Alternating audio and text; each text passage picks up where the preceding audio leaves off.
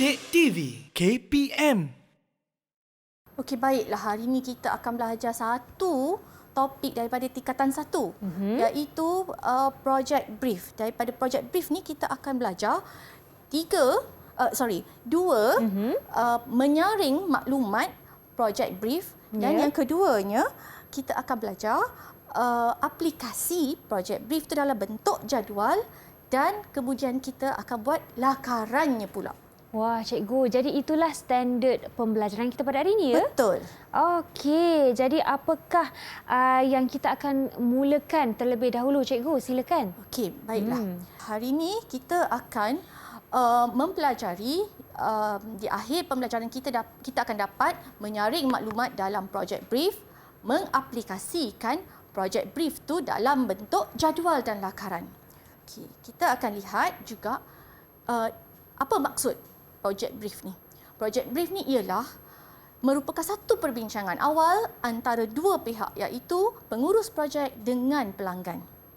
Okey, ini juga merupakan ciri-ciri yang kita kena faham dahulu.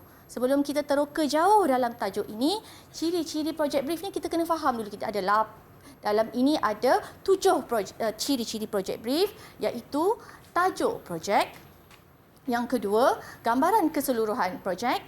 Yang ketiga, kriteria projek.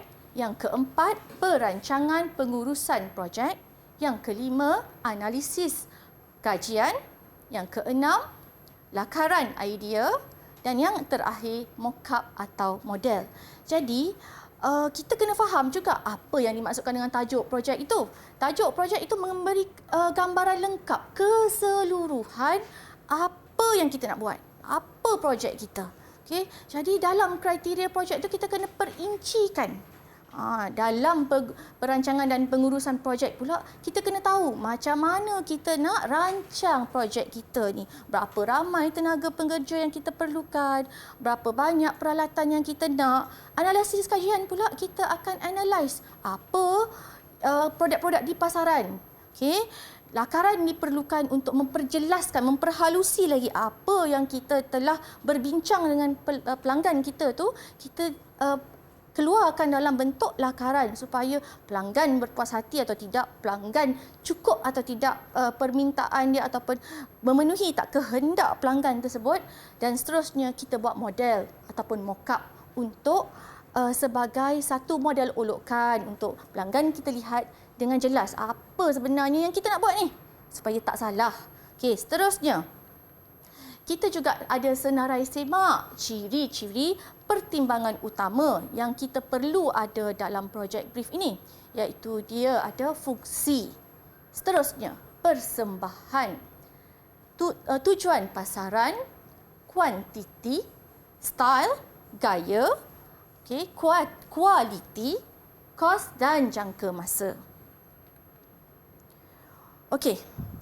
Kita juga bila kita dah faham ini, barulah kita boleh menyaring maklumat dalam project brief ni.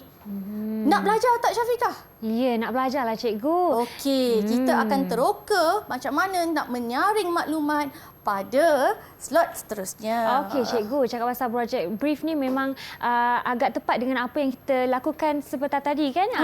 Perbincangan antara pengurus projek dan juga pelanggan. Betul. Okey, cikgu. Boleh beri sedikit rumusan tentang apa yang cikgu telah nyatakan bagi segmen ini? Okey, jadi tadi kita imbas balik sahaja apa pengetahuan-pengetahuan yang kita perlu ingat dan jadikan sandaran dalam kita menyusun kerja kita dalam project brief ni. Kita nak buat pembangunan produk ni bukan kita suka-suka sahaja. Kita perlulah ambil kira pelbagai ciri-ciri ini supaya kita tak terkeluar landasan.